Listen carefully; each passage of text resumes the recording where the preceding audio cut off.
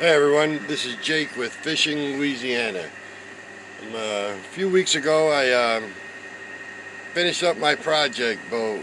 I unfortunately didn't film the process of restoring the boat, but I'm going to give you a little walk through today of how it looks now. Maybe add some pictures to the video clip. And it's been 2 weeks since I finished it, and today we're going to put it on the water and test it out. I'll have some footage of that for you, so stay tuned. Alright, we're up in the project boat. Let's see. This is the new dash. You can't really appreciate it unless you see how it looked before. Like I said, I'm going to try to add videos or pictures. I didn't get no videos, but this console was a mess. The gauges didn't work. Holes and patches and plywood all over it.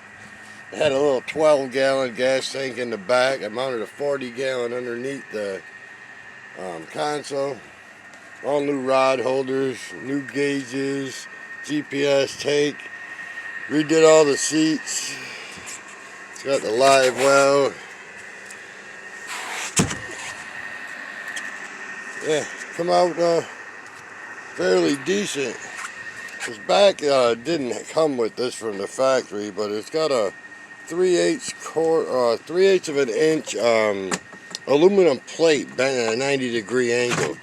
Not sure if you can see in here, but I added 3 batteries I've got under there, a battery tender, and on this side I added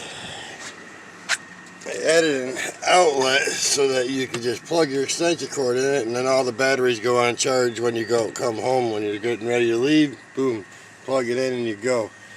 It's got some storage, nice little deck to fish off of. So like I said, we'll get some video of us testing this thing out, praying that everything goes good. I'm not expecting any problems. I'm not too sure about the motor because I didn't rebuild it myself. I should have, but I bought one that was already restored.